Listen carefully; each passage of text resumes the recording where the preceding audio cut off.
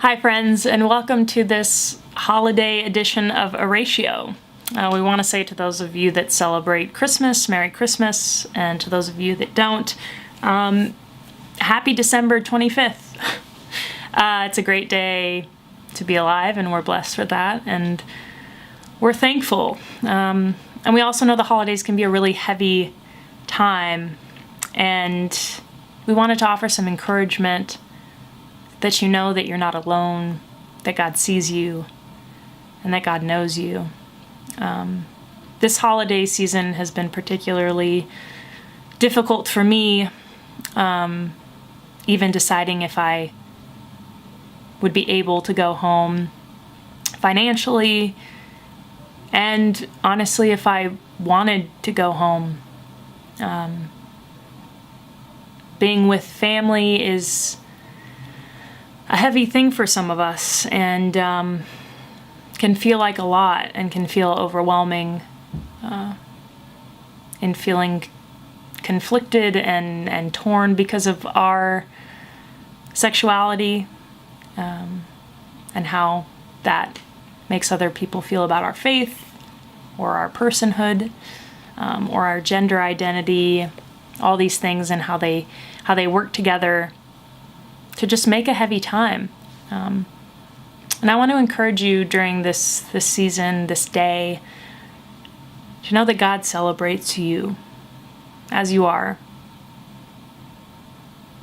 That as much as we celebrate Christmas and other holidays during the season, God sees you and sees God's reflection in you, even if other people don't.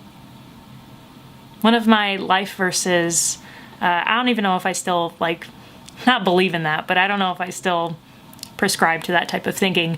But one of the verses I used to really treasure, and actually I've tattooed on my arm, is from Mark 5:41.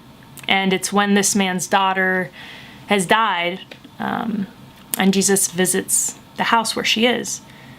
And so the verses preceding Mark 5:41,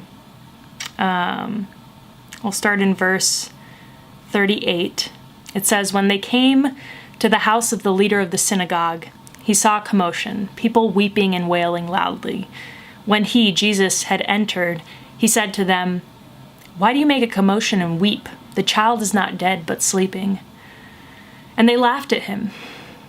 Then he put them all outside and took the child's father and mother and those who were with him and went in where the child was.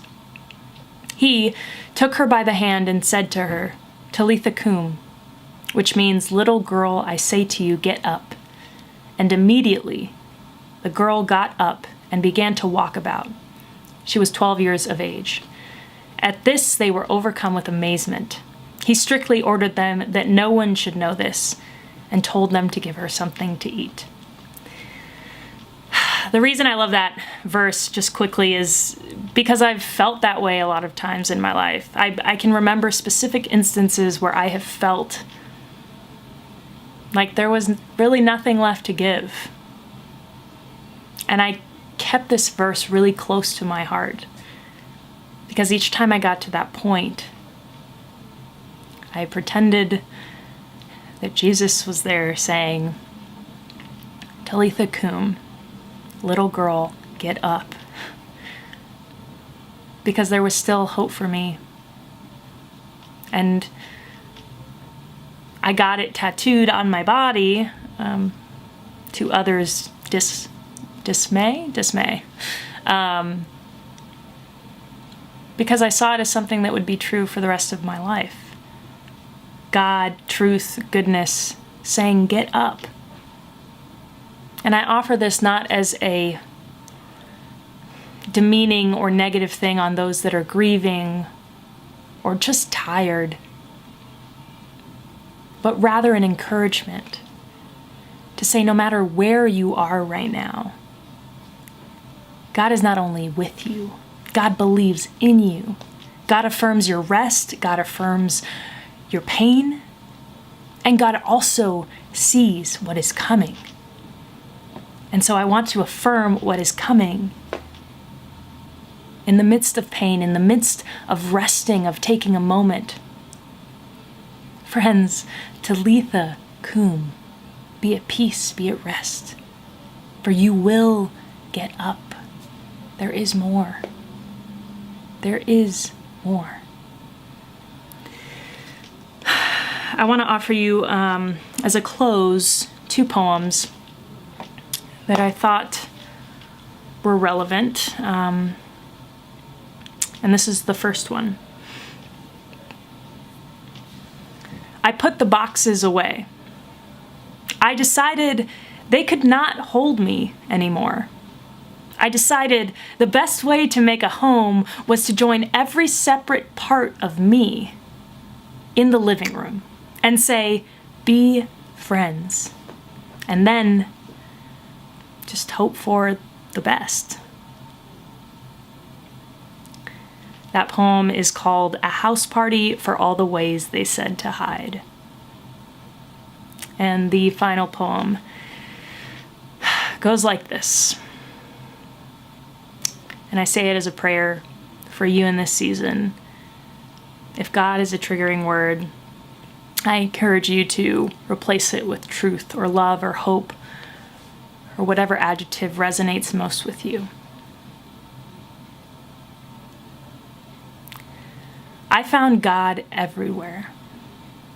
In the sheets on the line, in the wind outside, in the skin I dragged in after the storm. I found God everywhere. She was a potter. They were an actress. He was a farmer. And we were together. And that poem is called This Fabric Stretches. Friends, may the God of peace be with you today. And may you know deep in your body, in your mind, in your heart, that we celebrate you, that we love you,